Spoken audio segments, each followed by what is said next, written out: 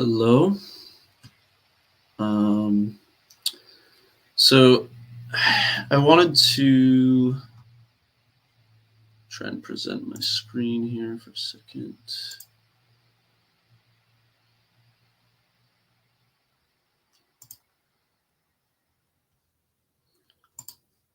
So I wanted to look at this article.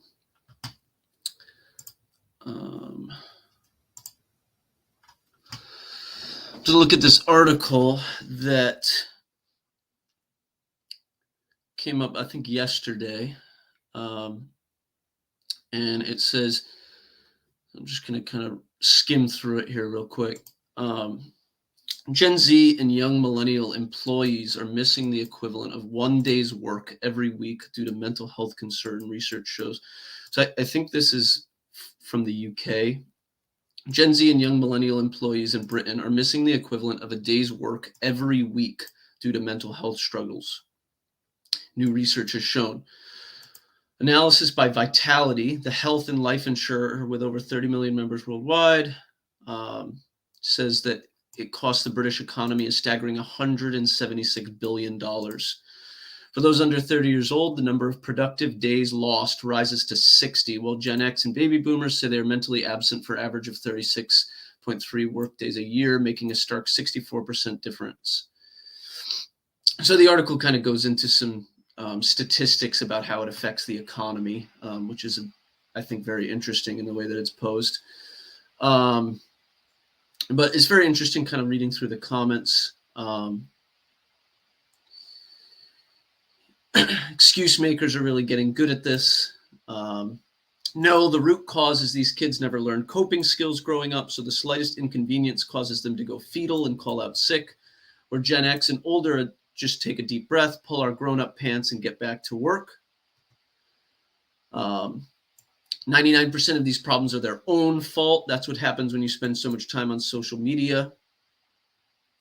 There was a well-written article, give everyone a trophy mantra. So you get the point. So the reason I brought this up is, and the reason I think I called the stream Bootstraps and Mental Health.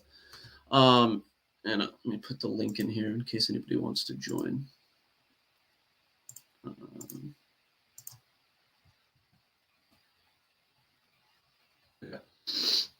The reason I'm bringing this up is because, so the whole expression to pull yourself up by your bootstraps didn't actually used to mean, it used to actually mean the opposite of what it means now. It used to mean, if you think about what your bootstraps are, is you actually can't pull yourself up by your bootstraps. That's how it was kind of an absurd notion to be able to pull yourself up by your bootstraps if you think about what bootstraps literally are. But it's at some point, I think it was probably sometime in the early 20th century, the meaning of it reversed, and it actually became this idea of like doing something by your own willpower and your own, volition, I guess, without any outside help. And so there's kind of a bit of an ironic aspect to that. I think and if anyone wants to jump in and have this conversation with me, there seems to be, this visceral reaction to kind of what this article's talking about, where I mean, you have this crazy, how specific this is, I'm not sure, but it says equivalent of a day's work every week. So personally, I don't like how the article makes the focus on how this affects, the British economy. And I actually think that type of framing is a huge part of the problem. The fact that the mental health sphere is becoming so quantified, and we see mental health as like a business opportunity where, well, if we can get people feeling well, then they become more productive members of society to contribute to the GDP. And I actually think it's that mentality, whether directly or indirectly, that's actually partly contributing to the issue. it seems, you know, the whole idea of pulling yourself up by your bootstraps, it does seem like that idea, you know, people will read an article like this and they'll get very, um, very upset. Um, like it's something kind of maybe like, well, we all have to work really hard. Why do these people feel like they're getting an easy way out? And I'm actually really sympathetic of that, because, you know, it's fair. There's this aspect where people are, you know, have been doing this, going to work 5 days a week, providing for their families, adopting responsibility, and you now have a major, significant portion of a generation that kind of can't seem to handle it or is unwilling to handle it. Whatever. I mean, part of that is how you frame it, um, and it seems to make people very upset. People seem to not be able to understand it. I just don't understand it. We had atomic bomb drills when I was in school, and our president was assassinated in public, and there were missiles in Cuba pointed at us. But nobody I ever knew had these kind of problems dealing with life, including me. Why have people changed so much? So that really is the question. That's the question I'm interested in answering, and I'm not interested in answering it by being dismissive about it. Um, I, Partly because I think that dismissive attitude is like this intuitive recognition that the problem is so deep and has so many ramifications to it that influence everything about the way modern life is and the way our society is run, that rather than truly trying to face the complexities of the issue, it feels a lot easier to just compare it to your life and say, like, well, I had to work hard. I don't understand, you know, these people need to get over it. It was because of the trophy problem. And again, none of this perspective is in some sense wrong, but it isn't obvious to me that having that perspective from the people who are the hard workers or the people that aren't suffering from these mental health issues, it isn't obvious to me that that mentality and then just communicating that to the void is doing anything to help. Maybe they don't want to help. That's their prerogative. But I'm interested in thinking about what is going on here. Why is there this split between, um, first of all, why is it a generational split? And then why are there people that are overly sympathetic and coddling to the mentality? I'm very familiar with a lot of, um, at my interactions in education of students that just kind of are in a position where they have been coddled and they, don't want to do any work, and there's reasons for it, and it's obviously extremely complex. But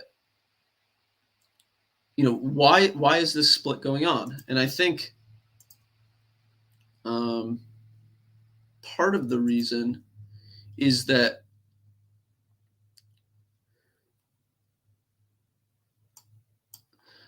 this comment gets at it a little bit better. It says there's a strategy that society used that was pretty successful with keeping people mentally stable. Single income family with a few children and the man working at a stay-at-home wife/mother, at least until the children are in high school.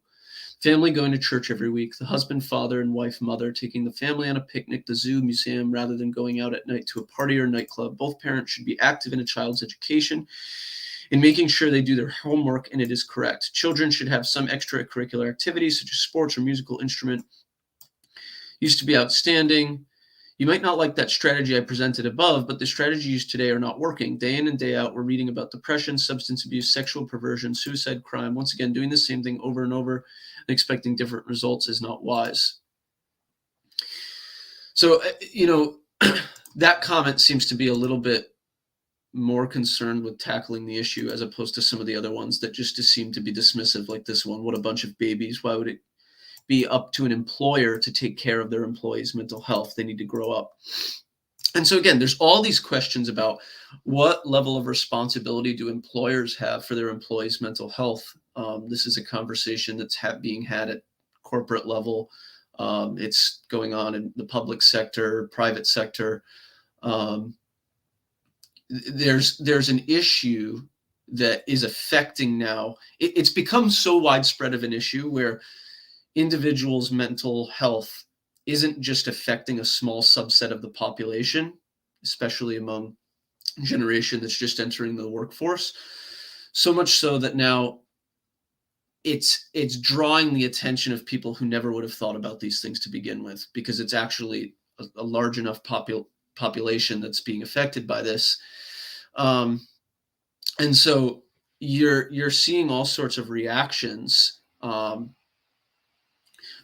partly I named the stream Bootstraps and mental health because I'm really interested in kind of exploring what the inherent disgust is in these types of reactions that seem to be a guise for actually trying to think about what's going on here, and how I there's some sense in which the mental health crisis is obviously affects us all, but is also partly all of our faults.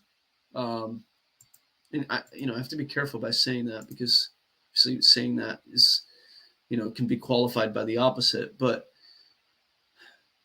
there's some way in which, like that comment up here that was talking about how, single income family, very classic traditional family life, and how, when that was more the norm, there weren't these issues. And that's a very good point.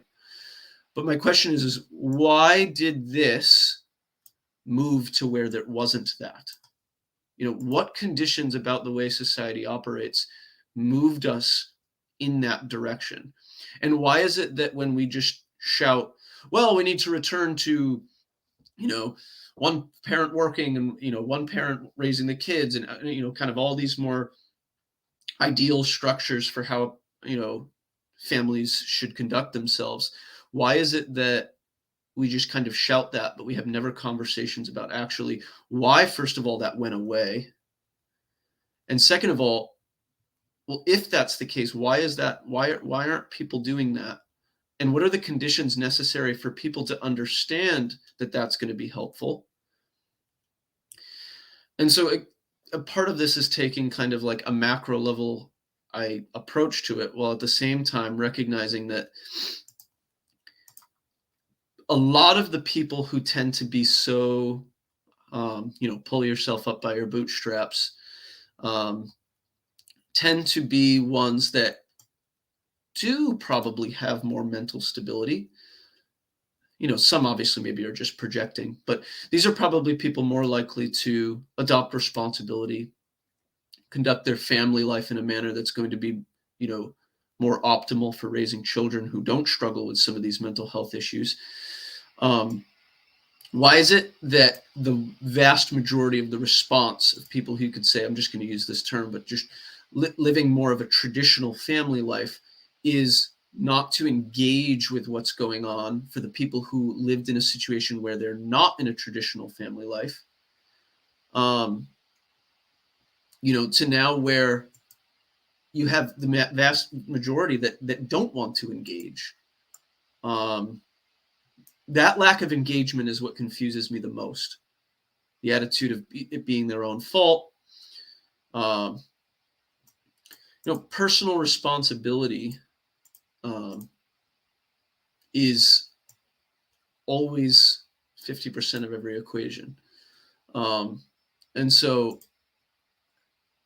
I think trying to understand how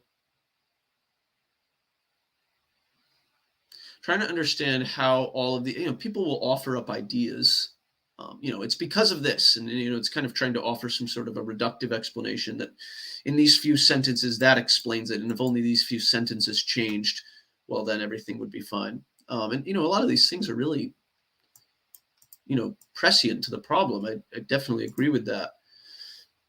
But what does the solution look like, and what does it look like on a practical level? How do we take some of this language and kind of higher level thinking that's usually discussed in this little corner, how do we take some of that and help it land in some sense in a practical way? I guess that's what I'm interested in. So um, I was hoping to have a conversation about it. So if anybody wants to join in, um, because I was hoping just the article would kind of be a stimulation of conversations about it. And even if you kind of feel similarly as far as the pick yourself up by the bootstraps, and I think that I'd like to explore that. I'd like to have a conversation about it, because I think there's a sense, I know in myself there can oftentimes be a tendency where I tend to be maybe too understanding sometimes. It's like having that right balance between like being empathetic and really like taking up people's burdens in a way that loves them, but that can quickly become enablement. And then, that contrasted with the kind of a like, you need to figure this out. This is on you. And this is your problem. You need to grow up, kind of a thing. And obviously that obviously both of them have a dark side and a light side to them. Um, but I guess and obviously that makes sense at the individual level, but I'm interested in, the way in which this is being discussed at this, macro level that um, seems to kind of like come in the guise of economics and the workplace. Only a quarter of employees actually use wellness tools. This is very interesting. It's like, well, when you provide mental health tools, from the company, and the main purpose of doing that is because it's like going to make your business more attractive to young workers, as far as them kind of coming and working for you, or you're doing it just because you don't want to lose these days of these workers. Your intentionality is already misplaced in some sense. This isn't going to be solved through economic optimization. um, there's a ton of serious missteps, serious sin that led us to this. And, you're not going to be able to put a band-aid over it. And it seems like that is working in the mental health field has really shown me that the major forces that stimulate the whole mental health world are very concerned with putting a band-aid on a lot of the issues. And that's reflected in the people that are so-called the haters of the mental health industry, and those that tend to be very supportive of it seem to be in some sense two sides of the same coin. So I think, unless somebody joins in here, I'll probably end the stream. I kind of just wanted to bring this up as a topic of conversation. See what people had to think, and try and, introduce this topic in relationship to some of kind of more of the higher level conversations that occur in this space, because that's really where I usually find myself. I personally, a huge part of my life has been trying to take the way I think about things very abstractly and try and bring them down to earth. And my wife is in some sense very much the opposite. She's very embodied, and abstraction doesn't come naturally to her. But obviously, when she operates in that space of kind of that higher level thinking, she then can use it for it to be insightful when she goes back and becomes embodied. And I'm kind of the opposite in the sense that that's my default space, the high-minded, and then I really need to be intentional about the practical. And I'm interested in the way that that gap needs to be bridged, especially as it relates to the mental health crisis. I'm not concerned about it in the sense of how it affects economic output, the way this article seems to make it to be the focus. I'm not so far concerned about how it affects businesses, to be honest, to be completely honest with you. I don't think that's the right sphere to tackle the problem. Um, I think that this space is a very appropriate space to kind of have conversations about it. Um, and um, so, yeah, but like I said, if anybody wants to jump in, kind of new to this. So if I post, try and post the link again, make sure it got posted.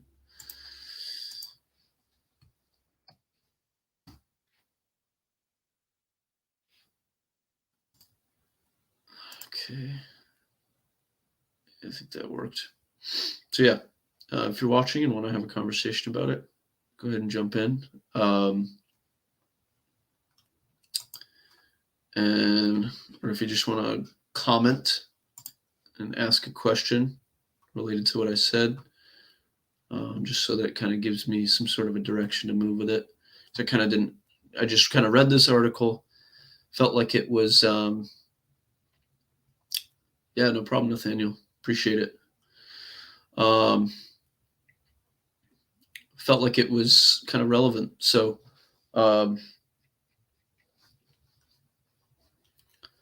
probably hang out for another few minutes. But again, if somebody jumps in, I'm willing to talk a bit longer. I think the reason why this article affected me personally is just because I felt personally frustrated by, you have this health and life insurer who's doing this kind of giant level study on the way it's affecting economy, and I just really hate the way in which people get turned into numbers.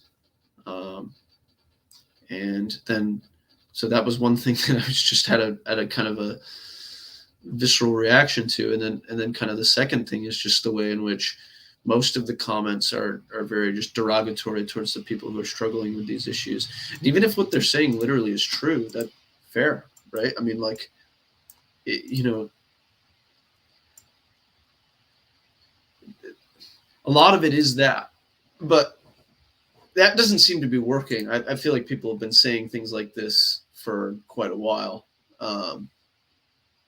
as the situation has only gotten worse and worse. And I also know a ton of people who kind of tend to be pull myself up by my bootstraps and kind of like are really struggling with some serious mental health issues themselves, but they're not the type of mental health issues that would be causing you to call out of work excessively.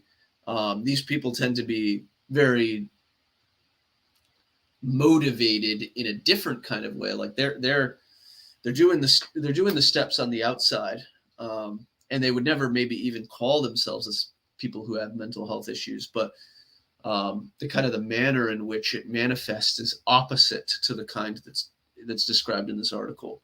And I tend to feel that was the case, especially among older generations. This kind of idea that all of a sudden everybody's mentally ill now and people weren't before. I mean, obviously there's a movement towards something that's contributing to being, more problematic. Good morning, Dolly. But it seems like that it's definitely more than just things are eroding over time. I feel like there is a way in which the mental health issues from generation to generation manifest differently. And so I wonder if a lot of the people who kind of feel like from older generations that we didn't have these mental health issues, they're present now. It's only a condition of the generation. Wonder if part of that is um, their own mental health issues manifesting in a different way. And I don't say that to try and like, defend what's going on now, or to try and like accuse older generations in the way that they kind of had to deal with issues. I mean, the context affects the way in which you deal with your own mental health. Um, and while we're having this conversation, it's like I don't even know how much I love a lot of these terms. I'm just using them because they're the terms that are used in the kind of modern zeitgeist. But mental health, in some ways, bothers me as a term. Seems to neglect a lot of the complexities involved. Um, I mean, it certainly neglects the religious aspect and spiritual aspect of what's going on. It seems to also, I mean, now with terms like the mental health crisis, it's taken on kind of a larger scope, which I think is important because at one point it was kind of only being spoken of on the individual level. It's kind of that whole idea that, I don't remember the quote verbatim, but something like it's no sign of health to be well adjusted to a unhealthy world.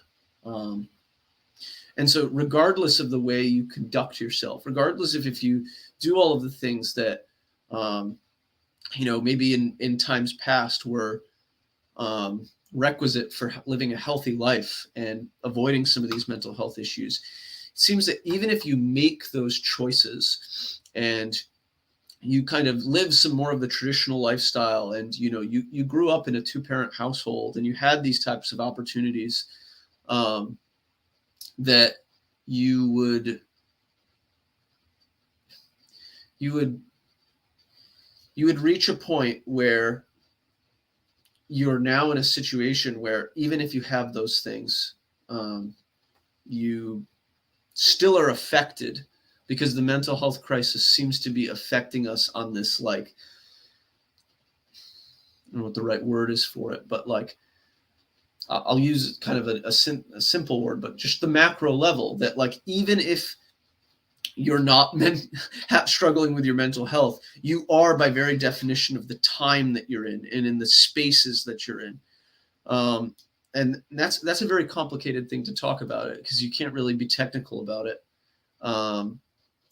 But I often feel that way. I mean, as I've worked through some of my own mental health issues, it's like as I explore things, there's certain aspects that I've been able to parse out where it's like, okay, this is, partly because of certain decisions I'm making or certain thoughts I have in my own life that's causing me to struggle with things and, have anxiety and these different feelings. And then I work on those things. And then through working on them, then I can actually distinguish between, okay, what aspects of it were kind of what was in my immediate sphere of influence to change, and then what aspects of it are just like, okay, well, one thing is I find it the world to be very socially isolating, at least for the ways in which I connect with people. And so, like, there's a lot of things I can do about that. There's I can put myself out there more. I can go to more uncomfortable places. I can try and conduct myself in a manner that's going to be most optimal towards solving that problem of social isolation. But at the same time, if the environment or it's the person to environment relationship.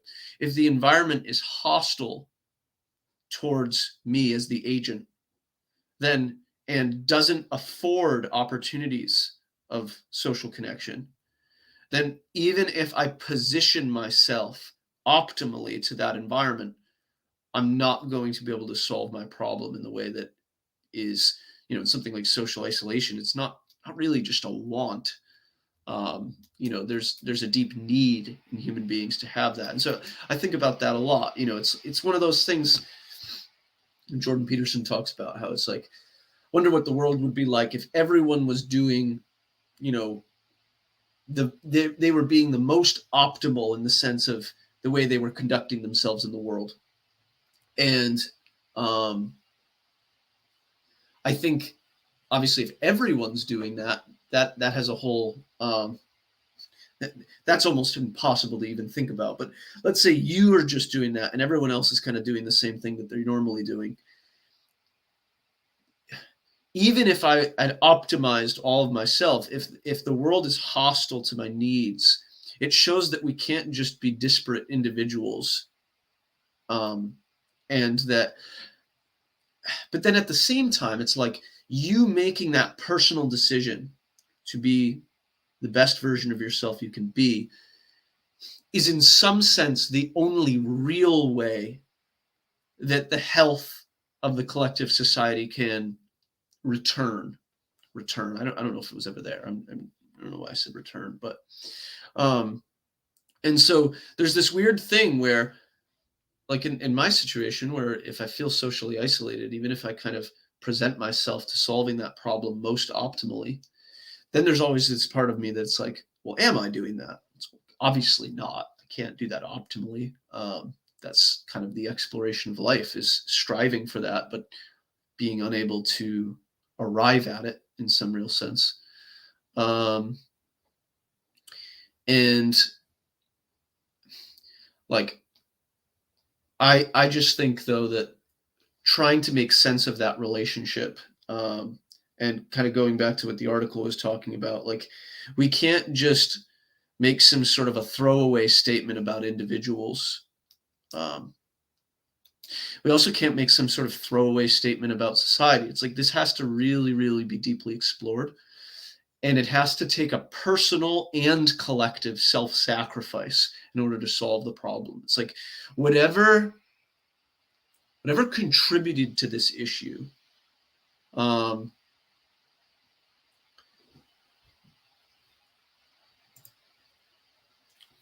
well, thanks, Dolly. If you want to jump in and have this conversation, if you're able, that'd be cool. But I appreciate your comment. Um, but yeah, I mean, I guess for me, it's like I I want to help people that are in this situation, and that in some sense feels identical to the same process that I do that in myself.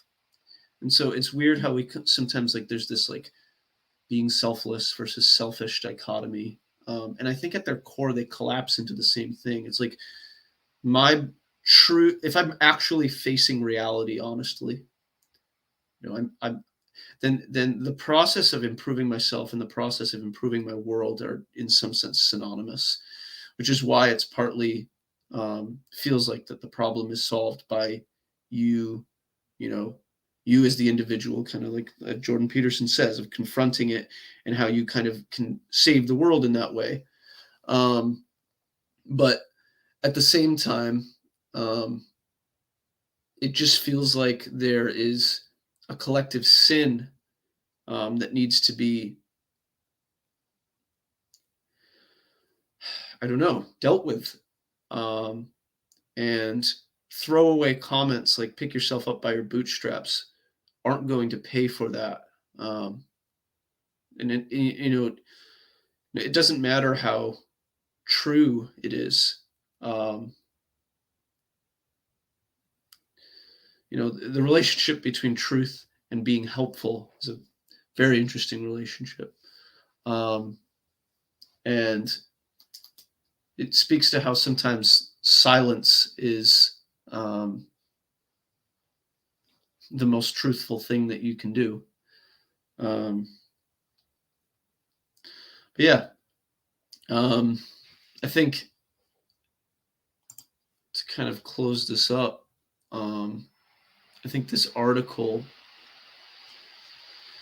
is representative of something that is going on right now, regardless of where you kind of are in the mental health world, whether you're just kind of a person that's struggling with mental health issues, like many people are, or if you are kind of concerned with this on a societal level. Um, Unfortunately, this article and its comments really adequately sum up um, the way in which this seems to be the way this mental health crisis seems to be being dealt with, and that makes me very sad, um, because the pick yourself up by your bootstraps and the I don't even like using this word, but the coddling. So if you think about those as two sides, it's like both of them are such sad attempts at dealing with something that is so utterly deep. If you think about all of these individuals who um, are are dealing with this, it's like these are just millions and millions of people who are in hellish states, um, really, really at the bottom of their being. And they don't even know what's going on with them. It's like they don't even possess a lot of times the proper tools of even making sense of their experience. They don't know certain things about, you know, how certain decisions they're making in their life, or the ways in which they're interacting with their world, or things about their world that are outside of their control are contributing to the feelings that they have. Um, you know, when I've been working with some clients, it doesn't matter how many stories you've heard. It's like each story is just so unbelievably complicated. And the cool thing about thinking about that is it really does stem from empathy, because it's like you think about the complexities of your own life and the things that you've had to deal with, the depths of the problems you've had to solve in order to live. like um you know like that is in some sense that inner world of the journey you've been on to make sense of your experience as a human being existentially, and the certain problems you deal with practically, all those types of things, is an infinitely complex system. And like I I'm really interested in equipping with people with tools that stem from themselves, and ultimately just being a support around people, to do that. I mean, it's like nobody really ever came in and told me something specific propositionally that excuse me that in some sense like solved a problem for me. It was their posturing toward me that unlocked the answer within myself. Um, and again, that answer leads to another problem, and then that problem needs an answer. It's not like there's some destination, um, in any real practical sense. Um, but yeah, any last comments or questions? And if not, thanks for those that listened. And have a good rest of your day or night.